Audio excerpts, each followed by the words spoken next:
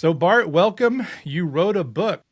What's the book called and why are you writing a book about smartphone cinematography?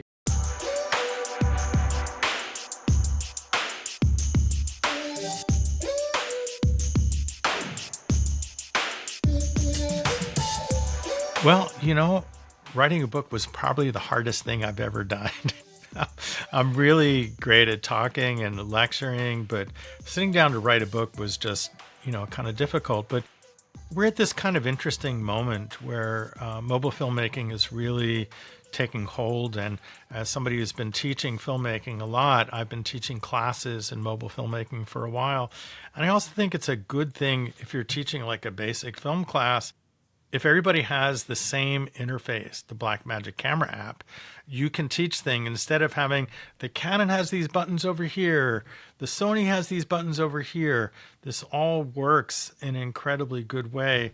And I pitched some guy at just publisher to write a book, and they said, okay. So I sat down to write it.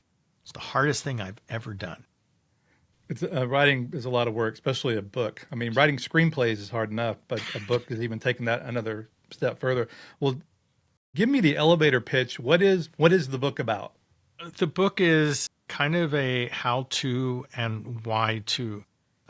So there are lots of books that have information about mobile filmmaking.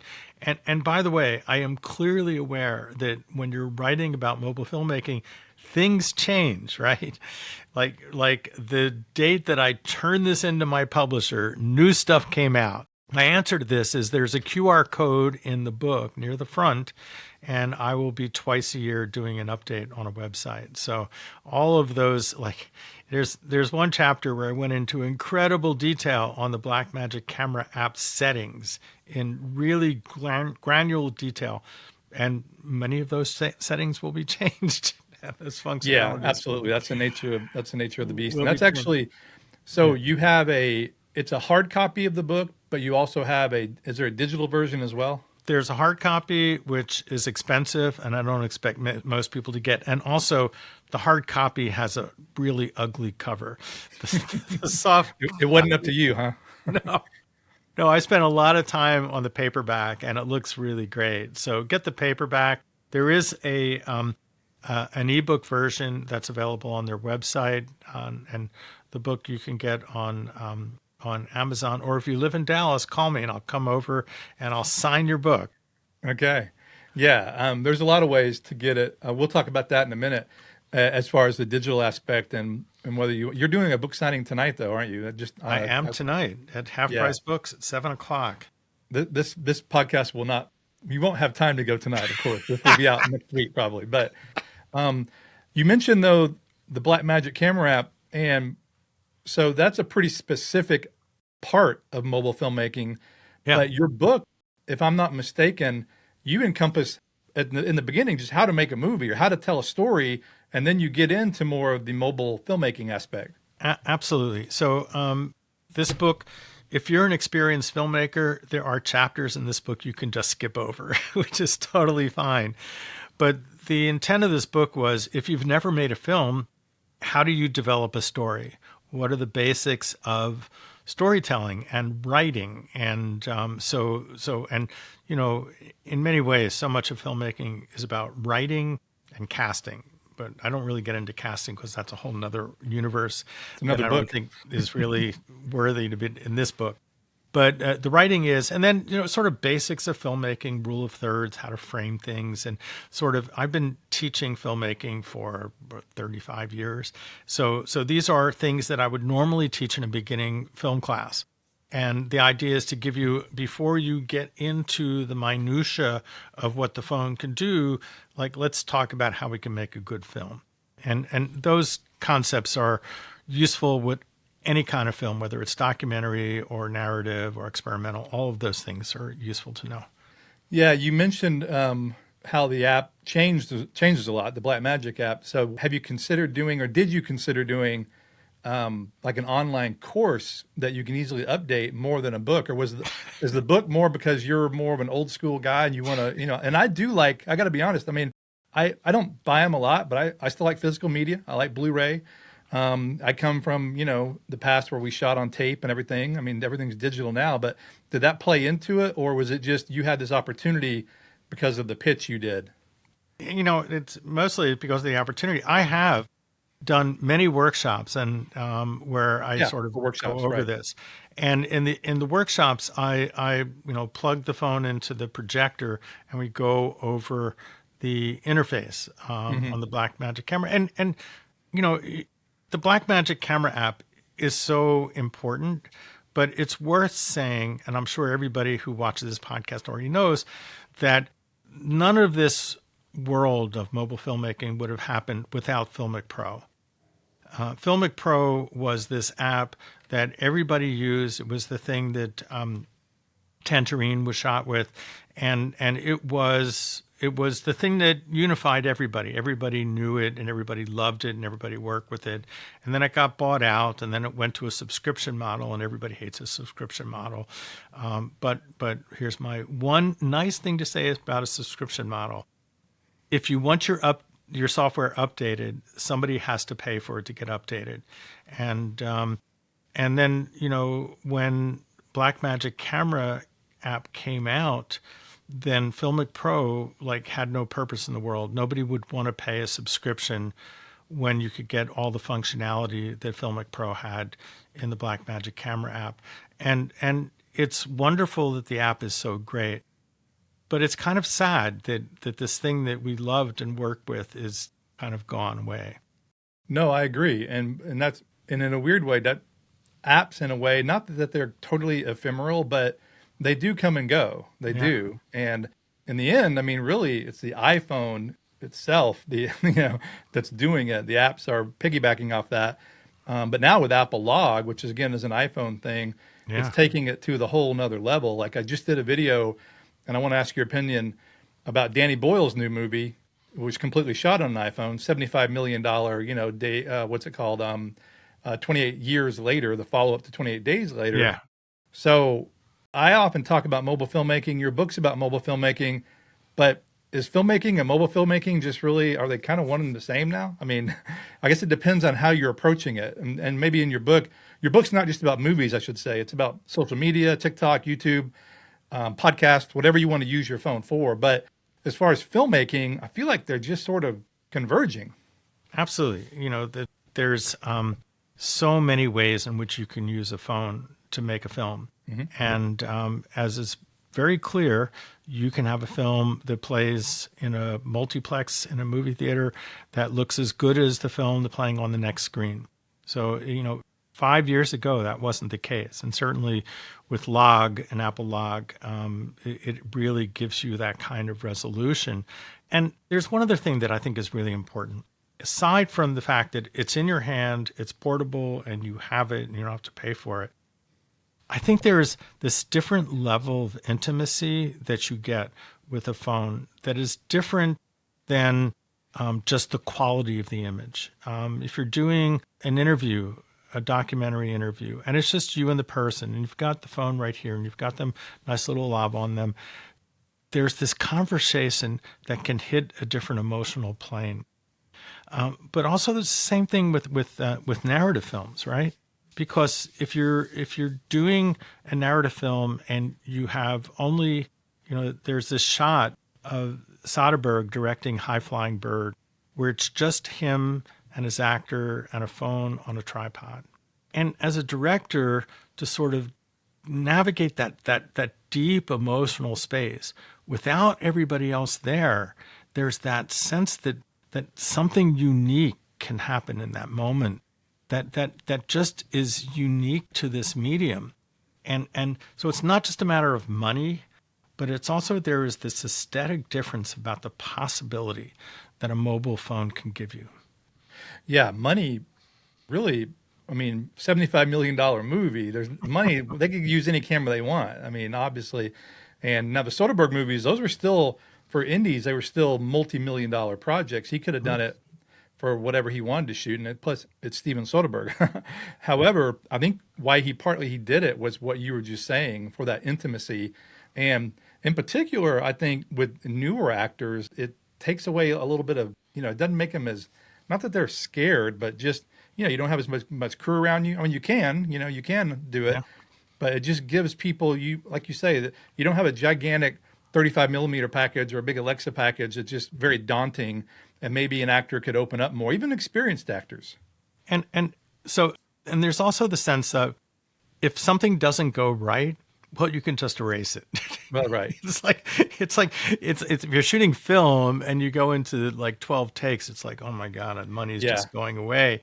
But that's been the case like since the DSLR revolution or even mini DV. But yeah, back in shooting film, you hear that film clicking away and you hear money. Dollars You are just hear just it. Yeah. But And in there's a weird this, way, though, that's yeah. pretty cool too, because it makes everyone really be on their A game. It's like we only have so many takes we can do. But there's this sense of I think there's a kind of preciousness that you can get away from that can bring a kind of certain joy and experimentation and playing that you can do. I mean, with a phone, you can just freely move with it within a space and do things that you just can't do otherwise. It's kind of freeing in a sense. And I think that's really great. Is that one of the main things that attracted you to mobile filmmaking? Well, I've always been interested in new technology, and for many years I ran the Dallas Video Festival, and we showed work that was done on these video formats that other people weren't paying attention to, because there was this interesting body of work that just a lot of people didn't know about. And so I've always been interested in these kind of things, and this is just the current most important manifestation of what I call the democratization of media. So in the beginning of media, 35 millimeter film, then Kodak comes out with 16 millimeter film, which they made on an acetate base because they didn't want the amateurs to kill themselves with the nitrate based film. And there begins this duality of the expensive material and the other things. And when these new formats, these new things come out, 8 millimeter, high 8, and all these other things that emerge, you have like people making home movies, people just sort of documenting their world. And then you have artists and documentary filmmakers who are going there and observing what's in front of them and trying to tell compelling stories that otherwise just wouldn't be heard before. And the phone is like, this is what it all comes down to. It's like we've had this history, and then here it is in your hand, and it has something that none of those other things ever did, because it's connected to the internet. And you can actually shoot something without any gatekeeper and get to the world, which is revolutionary. Never happened in the history of media in the world. That's a good point. And it's also instantaneous too. So you can play it back right then. Not that it's always good. But it's no, right, exactly. And like, there's one other thing that I have to say. And this is more in the last few years.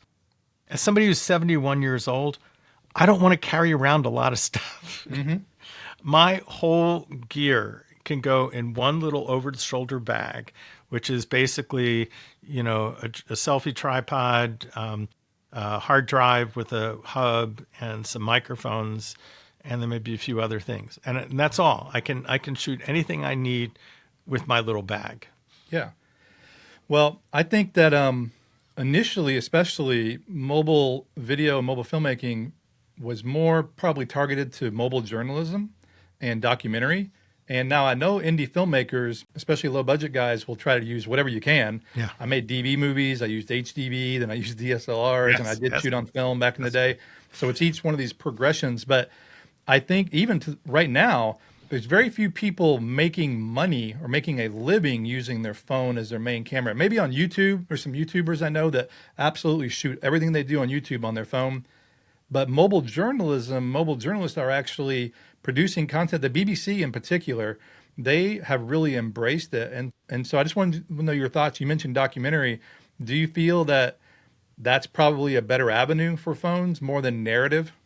Yeah, I mean, it's kind of a natural, because in documentary, you're just kind of observing what's in front of you, and you can just get your phone out. And one of the great things about shooting with a phone in a documentary is people could think you're just texting somebody. They'll Right. just kind of leave you alone. Whereas when you have a film, it's kind of camera, it's obviously what you're doing. And mobile journalism is kind of a big thing. I've been doing a bunch of workshops, and in one of them, there are mobile journalism, or MOJO as they call it, people there. And this is an incredible worldwide phenomenon. And if you think about it, it allows different kind of journalists to do things. So if you're in a place where there is no news from your community, you can shoot things, put them up, put them on YouTube, and connect to all kinds of people and document things that are going on. There's this whole sort of history of people recording events that stop bad things from happening. Citizen journalism. Citizen journalism. Yeah. Yeah. Yeah, no, I agree with that. And then recently, what happened in Syria, the BBC were the only people with reporters on the ground there, and they were sending their reports back on iPhone. Yeah. And they use it in broadcast, and they actually mix it in with their traditional cameras. So that's pretty interesting. I don't know anything about journalism. I come from the filmmaking world, but I know in the mobile video world, they are a big player, a really big player. And so, does your book delve into that? Just a little bit. I mentioned that it exists and some of the people that do it, and I talk about there's a couple of well-known mobile journalism festivals. There's a chapter in the back about festivals that show mobile work, but there are a whole other books that deal with just mobile journalism that are really good. Yeah. And deal with that, and the principles of shooting are the same. Sure. And it's just slightly like if you're thinking of a journalism story, then you have like a certain time length, you start in a certain way, you end in a certain way, and there's a kind of language that you have to sort of put that through. But it's basic filmmaking. It's just sort of condensed in a different way. Well, you touched a little bit on your background. For those that don't know, you mentioned the Dallas Video Festival, and then you had a show, or is it still running on PBS? The Called Frame of Mind, yes. Right. So just tell me a little bit about that, and then you've been a professor at multiple colleges over the years. In other words, what led you to where we are today? You know, you're maybe just a Cliff Notes version of the background. So I've been a filmmaker since the 70s when I went to film school, and I kind of figured out Columbia, is that right? I went to Columbia Graduate School, yeah. Yeah. I went to undergraduate at Temple University where they had a film lab. Imagine that. It was kind of amazing. And when I was an undergraduate, I got to be good friends with the graduate students because they could check out better equipment than otherwise I could check out. You know, and use the Steambeck instead of the Moviola, if you know what those things are. Mm-hmm. I never used them, but I'm familiar. Yes. So, and then I realized I was good at teaching fellow students what to do. So I went to Columbia to get a graduate degree. And the semester after I graduated, I started teaching. So I've been teaching filmmaking for a long time. And you can imagine from the late 70s till now, how many different formats and ways of dealing with media that I've sort of approached. And each time I am always looking for like something new, something different, something exciting. And maybe better too. Yeah. It's generally bang for your buck. And, but 16 millimeter film still looks pretty great. No, that's the amazing thing about film. Absolutely. Now, when I in college, I used VHS, and so that looks like terrible now. I mean, even garbage in, garbage out. Even with all the AI tools we have today, you can't go back and really make that look any better. It just is what it is. So, Blake, I am actually dealing with this right now because I'm having a retrospective of my film work at the gallery at UTA in middle of January. Okay. And I'm looking at some of the work I did in the 80s and 90s, and it just looks so grungy. It's like almost embarrassing. That's where story matters, right? The content. Oh, God. So I'm trying to clean it up, but it's a mess. Yeah. But what kind of movies have you primarily made over your career, not your teaching career, or have you mainly worked with other people? Well, I've done pretty much any kind of movie. I did narrative films. I've done documentary films. For a while, I did experimental films. And I did one project recently with a friend of mine from SMU that is a narrative project that is meant to be seen only on mobile devices. And it's 4.5 hours, and a third of the episodes are audio only. So it's Sounds something like a that podcast mixes, kind of thing. yeah, but it's a totally unique and very bizarre thing. And in this one, I actually acted in it, which is unusual for me because Okay. I'm not usually the person in front of the camera. So, Right. but that was a lot of fun. So yeah, I like doing all kinds of work. Music videos. There was a time when I was doing a lot of music videos, and I'm working on one right now. Working on a documentary now about the Maisel brothers shooting the first appearance of the Beatles in the United States, which is really exciting. And so on those type projects, are your current ones, are you incorporating mobile, or is it like for me, I mainly like I have a red Komodo, I have a Sony FX30 to get, when I'm to be technical here for a moment. But then I use my iPhone routinely as a B camera or an insert camera. Are you finding that true with your work as well? It depends on the project. The Maisels project, I'm just editing. That exists already, so it's just a Okay. matter of You're putting it post-production. together, right? Okay. On all the other things on the music video, I shot a lot of it with mobile, and I'll be shooting some more, and I'll be doing all of that with my phone. Again, it's like I can put it in odd places that I think are really kind of fun. And oh, here's something. So if you're like starting off doing this and trying to figure out how to do this better, here's something that I think is a great exercise to do. Every time you take a Lyft or an Uber, get out your phone and interview your driver because they all have incredible stories. And if you mess it up, you can just erase it. But if you did a nice job, you can send it to the driver and they'll send it to their kids and they'll be very excited. But it's a great way. It's like when you're adopting new stuff, you have to have a way to sort of use it in a way that has low stakes so you can make the mistakes and get better. It sounds like you're more of a proponent of doing more of a minimalist setup with your phone more than like the Danny Boyle film I just mentioned. Yeah. They're using big adapters, anamorphic lenses, DOF adapters, which I like too, but that really falls more into more larger scale and more involved filmmaking. Because even though you're using a small phone, when you rig it out like that, you got to have focus pullers and crew and everybody. So are you going more towards the solo shooter kind of methods, or Well, just depends on the project? depends on the project, but also I'm an old person. I don't want to carry around a lot of stuff. Yeah. Well, you can So have if I had an you assistant can have a with PA me there. carry it all, just Right. say like, hand me the rig and then I can move around. But that's one of the kind of beauties of working in the mobile media. You can do this with very little attached to it, not very much, and get really good images.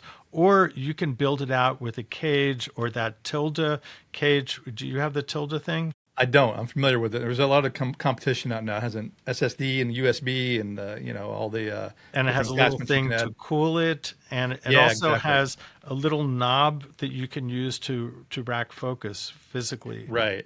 And Yeah. although the new Apple phone has that thing at the top, it's just not as beautiful as that little, just having a knob to do that focused. I No, I think works agree. really. I haven't really found that I use the I can't even think what it's called, camera control. Yeah, Yeah, maybe I I will over time, but so far I'm not really using it. not as much as when we saw it on the demo, we thought it was going to be like a great new thing, but it's not work. Although yesterday I was playing around with that Kino app. Have you tried that? Yeah. Yeah, I've done a And couple of videos about Kino, and I really, for my everyday type video, I like it a lot. I like it quite a bit. yeah, and there's a way to just focus by like moving your finger across it, which I think is much more subtle than other interfaces have with working with focus. Yeah, it's a well-designed app. They make Halide, the really popular photo Yeah, app, yeah, and they just actually, I believe, Kino just won App Design of the Year or something like yes, that. from Apple. Yeah, exactly. So I'm not a big fan of the native camera app. It's just so there's really not much control. And so Kino takes it, it's like a good in between Blackmagic, which can be overwhelming for some. And Yeah. then Kino, you can do, you can go into manual mode, but you can still shoot log and you can use LUTs and all that kind of thing, which really makes that app valuable for filmmaking versus just shooting, family vacations, which a lot of people might use the native camera app for. And the Kino app also has those little boxes at the bottom with these different colors. Yeah, that that's what I meant by the LUT choices there. Yeah, that's great. Those choices look really kind of nice. And also the Final Cut camera app, I think, is a kind of in between from the Apple native app, which is. I'm not a big fan of it though. I think Apple is just they're trying to push you getting Final Cut Pro and to use their multicam function, because like they just added, and again going off on a technical thing here, they just added the ability to shoot log and HEVC, but you can only use their LUT, which is absolutely terrible. That makes your log video look like the iPhone, which is what you don't want to do. It's real oversaturated and crunchy. Right. And then you can't, if you want it, you can't bake it in. Not that you would want to with that, but unlike Kino and Blackmagic, where you have a lot more control. So, I mean, I'm happy that they made it. It's a step in the right direction, but I just feel like it's not very well implemented. Well, all those things you said are absolutely 100% true. The interface gives you a little more control than the basic native app does. Absolutely. And I thought that was kind of useful, but I agree. The marketing about it was about doing multicam, and I don't do a lot of multicam work, so it really doesn't interest me very much, but apparently they have some market they're thinking about that is interested in that. I think there's some small studios that use iPhones in podcast scenarios or just other type of corporate maybe events and that kind of thing. For filmmakers, it's really missing the mark a little bit, in my opinion. As far as though, what is your, do you have a favorite film that was shot on a smartphone? Like you mentioned Soderbergh or you mentioned Tangerine. Do any of those really stand out for you? Well, I mean, I think Tangerine is the important moment when we saw that it was doable. And if you think about some of those scenes in the restaurant and there's a vibrance to that story. It's very cinema verite. It almost feels like a documentary. And of course it's very digital, but it works in that movie. Yeah, it really, really, has that sense of energy. But of course, when they made that film, the sound was done in a very traditional way. They had a professional sound man with a boom. And I believe that's the best way to go even to this day when you're doing a movie. Yeah. If you're doing a documentary or an interview, that you can go into the phone, but I like going out to a recorder personally, or at least having a backup. And when we met for lunch, you were talking about some of these wireless mics that now have field recorders in them. Yeah. Like the for documentary use, those like the DJI mics, I think are really, quite good. And these days I'm very excited about the Hollyland mics that are smaller because the microphone transmitter is the size of a quarter, and it comes with like a necklace you wear. This necklace, right? Yeah. And when you're doing a documentary and you're interviewing somebody and they're kind of a little nervous and you have to go over and here, let me put this thing on you and and then there's and so I just like put this thing and hand it to him and say, here, just put this around your neck. And I put that in my camera and here we're ready to shoot.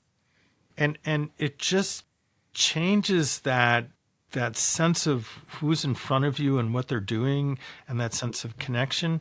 And it's less artifice. I carry both sets with me because if it's something where it has to be really, really important, then I'm going to take the time to put the mic on them and do it the right way. And the other thing, by the way, is on the DJI mics, I have VU meters on the side of the recorder so I can see what's really going on. Okay. And you don't have that with the Hollyland. And and also the DJIs have a 1/4-inch plug. So if I'm really nervous, I can plug in some old style headphones and make sure that I'm really getting sound. Right. Well, because that's how we're trained, right? That's exactly. No, I mean, headphones are, I think when you're recording an interview, you should be using headphones because the bare minimum, you at least know you're recording something versus even if the meters aren't popping enough. But there's another reason. When I'm doing an interview and I can hear that voice right in my ear, I am much more connected to that person. Well, it's like on a film set. Usually I like to have headsets on so I can hear the actors. Yeah, You yeah, can hear them right yeah. in your ear. It's a very emotional thing. We emotionally react to sound in a very different way than we do to picture. And hearing that next to your ear, it's just a really good connection that we No, have. I think you're right. Now, do the DJI mics, do they have 32-bit float where you don't have to worry about setting the level? I believe that to be true. Okay, because the Rode mics, I'm more familiar with them, and they do, and I really like that. I know the audio pros out there will probably roll their eyes, but it's a great when you're doing one man band. You're trying to get in focus. You're doing the lighting. You're doing the audio. Something's going to get messed up. So it's good you have levels there that aren't going to peak or be too low because you can always bring them up in post production. Audio has really changed so much in the last like 3 or 4 years, and with the 32 floating point processors and the idea that we used to have these big sound recorders. It wasn't that long ago when we had a Nagra recorder. Oh yeah, which had 12D batteries to run or something like or that. or DAT recorders. My first couple movies we DAT used recorders. DAT. Sure. And nowadays, like, then there was the Zoom, which is just this little thing, but had view meters and all these inputs. And now we're running around with these lavaliers that have floating point processors, and they have And they're field recorders too. and noise cancellation Right. on location. And the things that the phones can do also and the editing software we use, which can isolate the sound as well. Sure. So let's be honest. For mobile filmmaking, sound is the Achilles heel. It's like so much energy goes into the quality of the picture, and you just have this microphone, and the microphone isn't a great microphone, and the distance between the recorder and the voice is absolutely critical. Every bit further is exponentially more noise. So getting good sound is the biggest challenge. And I think the people making these accessories at DJI, at Rode, and at Hollyland and others have really done a great job at making mobile filmmaking easier and better. In your book, do you go into working with audio, or is it mainly about I have video? a long chapter on. I go over all of these microphones and the advantages and disadvantages of each, and also shotgun microphones, which I don't use as much as I did a year ago. I have this nice Rode NTG mic that, and if you're doing something where people are moving around, Sure. that a lavalier might not be the best thing, or if you have.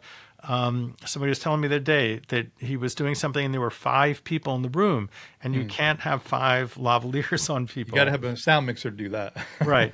But he had one of these Rode microphones, and then you just have to find a way to connect the microphone to your phone, and there are cages and mounts, and there's this nice little thing that I think it's Moment that makes it. It uses the MagSafe, and it just has a cold shoe on top.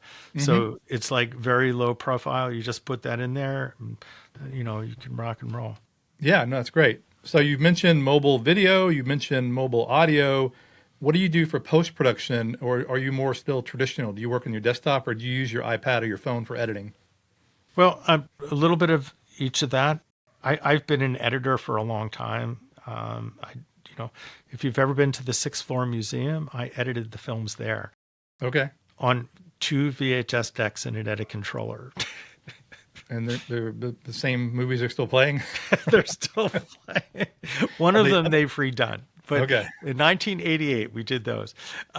So what was the question again? Yeah. What editing do you how do I edit? mobile? Do you use like DaVinci Resolve for iPad, or do you use Adobe Premiere? What do you use? So I mostly edit on a desktop system. Most of the work I do, I drop into here. That's why I have my highest comfort level. Sure. And I mostly edit on DaVinci Resolve. So I do have Resolve on my iPad and on my phone. My iPad, I made a mistake and bought an iPad with not enough hard drive space. Right. So that's difficult to negotiate, but I can put a drive in there and all of that. Yeah, you can use SSD drives. Right. And I've got good SSD drives to do that. And that's fine. And I have this kind of theory about this because I'm a teacher and I have to have theories about things. Right. That what I call the posture theory. So when I'm editing at my desktop, I'm like this, right? And when I'm editing on my iPad, I'm like You're this. laying back. I'm sitting back, right? Or you're hunched over, maybe. I don't know. Yeah.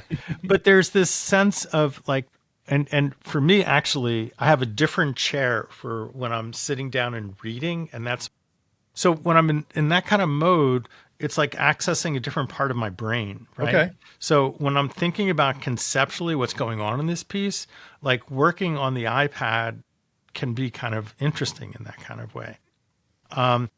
But and the phone to me is a little bit too small to do a lot of serious work on. But if you think about like what an iPad Pro is right now, I mean, how different is that from a computer? Not much. It's basically like a laptop. I mean, Yeah. and you can connect it to a monitor if you're in an office or whatever. And also when you're on location, you could just putting something onto that iPad so you can see the color and see what it looks like a little Sure. bit better. And the iPad screen is very accurate. Yeah. It looks really good. And it's not a bad thing. And aside from everything else, like after you shoot, before you've gotten back home, you can look at the stuff on your iPad to make sure like that I get what I thought I got. Right. So there's a lot of usefulness. I just don't spend time editing on an iPad that much. Mostly I do it to test out, does this software work very well? Right. Do you go into any of those options in your book, or is it Yes, I more do. about- I go through iMovie, Premiere, Premiere Rush, Yeah, Rush and works then mobile. also LumaFusion. Yeah, Have you ever LumaFusion is used- great. I love LumaFusion. I really do. I just don't use it as much because I'm like you. I edit on my desktop. Now you can now use LumaFusion, by the way, if you have a M1 or later Mac. Yeah, But in my brain, it's more for your phone or for your iPad. right. And for those who don't know, LumaFusion was very early on in trying to get editing for mobile devices. And Right. the people on the They were from development team, Avid originally. They Yeah. worked with Avid. and they're great people. I really like them. And I wish more people would use it. It's very user friendly. It is. And Yeah, it is. very, very deep. But having said that, if I know how to work with, I've edited a lot on Final Cut Pro. I've edited a lot on DaVinci Resolve. I've edited some on Premiere. When you're invested in an interface, it's easier to apply that interface to a portable device than to Yeah. have to think about like, where do I Learning a do new that? one. Where's this button here? Right. Yeah, because you run on autopilot once you learn an editing app, Yeah. no matter what it is, desktop or whatever. You don't even have to think about it. I call it you have mind meld with the machine, Okay. right? I remember Robert Rodriguez used to call it something like at the speed of thought or something like that when he talked about editing on Avid, just because he could just instantly do it. He was a big Avid guy back in the day. So same idea. Yeah, it's like when you're in the zone, it's like Mhm. you're not consciously thinking about what I'm doing. It's like Yeah. I'm adjusting things and they're happening.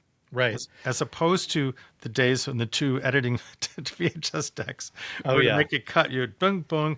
I and did you've that in gotta wait. college. That was brutal. That was so brutal. But now, one editing app you didn't mention that I use and my kids use it big time. And I know people from on my YouTube channel that are using it to edit a movie, and that's CapCut. Yes. CapCut is amazing how, number one, it's free. It really, really pushes the media through, and it's a great little app, and it runs on everything. And it actually runs on a desktop as well.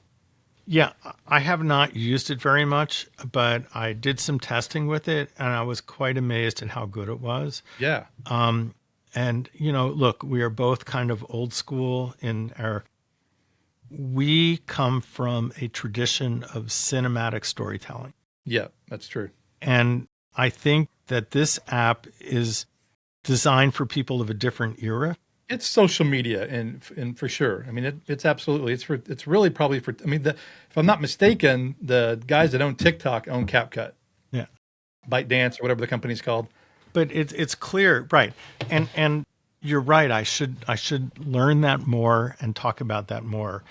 But Especially for kids in the Gen Z guys in their Yeah. 20s or even the teens. Like my kids are young teens and they love it. It's But my natural. daughter's starting using After Effects, so I've got her going that direction. Well, that's good. That's a Yeah, skill that will get them far.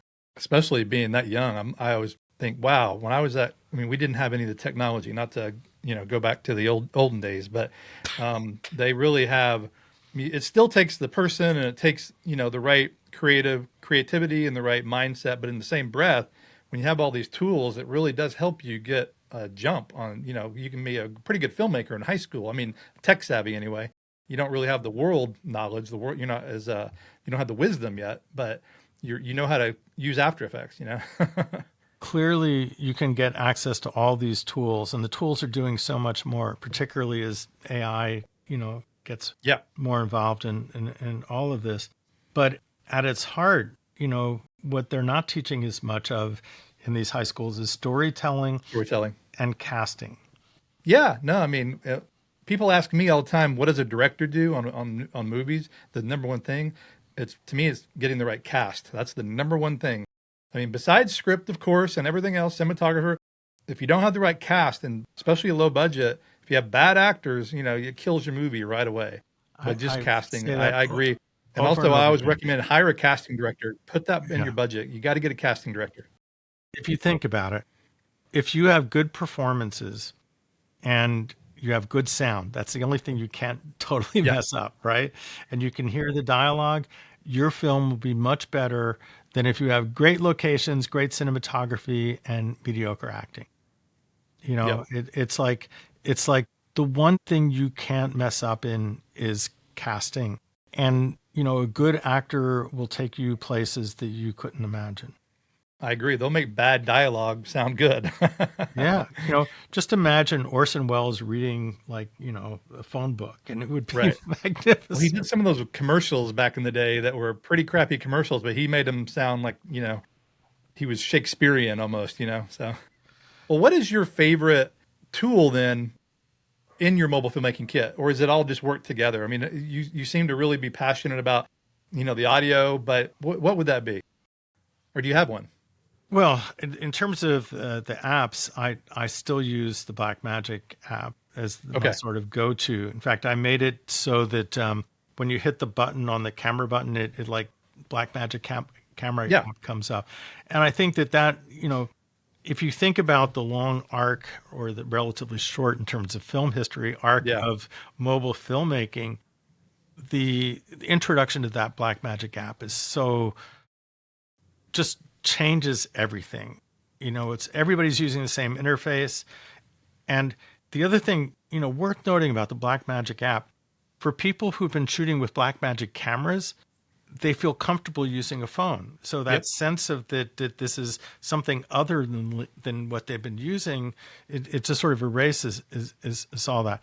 So of all the things that I have, well, obviously the phone's the most important. Sure. Yeah. The Yeah. app is next, and then the microphones. I feel very passionate about the microphones because particularly a lot of the work I do, which is a lot of interviews, getting good sound and making it so that removing that artifice of we're having this awkward conversation and it's just a bunch of guys sitting around talking. And when I'm teaching my classes, and I taught this mobile class many times, one of the assignments I gave them was to have an intimate conversation with a member of their family. And every time I did this, I heard stories that the kids never heard. One of the mothers was telling about how she was abused as a child. Okay. And this is the kind of thing with a crew you would never get, Right. right? And this is why I think these microphones and this technology is important, because we can connect to the human experience in a very powerful, dynamic way. Yeah, no, I agree with that. And so do you see mobile filmmaking continuing its going up? Yeah. What do you see in the future? Well, I think the technology is always going to get better. The phones, one of the ways of thinking about this is how many people are designing the next Red camera, and how many people are designing the next iPhone. Yeah, a lot more on the phone. Yeah. So the research there is going to get better. And the other thing conceptually is this notion of computational photography, Sure. that there is a difference in recording something on a chip or a piece of film and recording it on a computer. Because the computer can do more things with that data at that moment. And I think that, cinematic mode was the very beginning of computational photography. And Yeah. it's not Or great. video. Yeah. Yeah. Because they had photography for a while. I'm glad you brought that up, though. I wish Apple would do more. I feel like it was great when it came out, and now it's just kind of, they haven't really done anything. It'd be amazing for them to make it ProRes and just give it log or give it better cutout, all of that, I think that will happen. That's when we think about the trajectory of things that are coming, because the computational photography, that concept, has just incredible upside. I mean, it's like we can't imagine where that's going to take us, but it's going to be just things we haven't thought that we could do. Well, yeah, in particular with AI now too. But even just to enhance what we're doing, not to be the creation aspect of it, to help us. I mean, like right now with the latest version of iOS, you can now do a mask and take people out of the background. Right. If you're traveling and you didn't want those people in your picture or whatever. Right. What's your main takeaway from your book for whoever gets it or whoever is considering it? What would be the main big picture takeaway? Well, the first thing I hope is they get it. Yeah. The second thing is that they go out and shoot with their phone. That it's trying to demystify the process. And the third thing is that to me, and I hope to you and to all the people doing this, that it brings more fun back into it. We can do whatever we want to do. In many of us, when you were little kids, we would go out and make movies and have fun with our friends when we were 6 years old, right? Right. Right. I want to tap back into that curiosity, that fun. And as we work with all these expensive tools, we're like, oh, I can't do that. I'm worried. I don't want to take a chance. And you can do anything. There is nothing you can't do once you have this creativity. The idea you have, you can just go out and do it. Like the Nike thing, just do it, right? And this takes out a lot of the excuses. I don't have time. I don't have the money. So just go out and find a great cast, find great actors, and go and do it. Well, so where can people find out more about you and the book? Do you have a website, or are you just directing people to? I'll put links in the show notes of this episode. Yeah. So obviously the book has a website from the publisher, and I'll get that to you. And the other thing is, I do a newsletter every week of things that I think are interesting. And if you go to the VideoFest website, which is videofest.org, there's a thing that says newsletter, and usually it comes out on Monday or sometimes Tuesday, but usually Monday.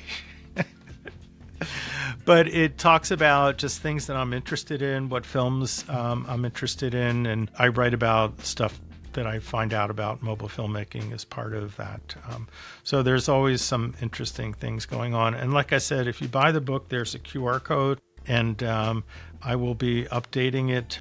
Awesome. I'll get those links from you. And thank you very much for joining the podcast today. And well, Blake, thank you for what you do and all you do. For people who are working on this, most people trying to figure it out on their own or looking at a YouTube video, but having what you do on a regular basis and the information you give out, I think is really important. No, I appreciate that. Happy to help. I enjoy it. I do have fun. I feel like a little kid, You gotta Yes, like that smile you just said, that is to me the essence. There's a different level of fun than other things we do, and we all need more fun in our lives. I agree completely. Well, thank you very much. Talk to you later. Well, thank you.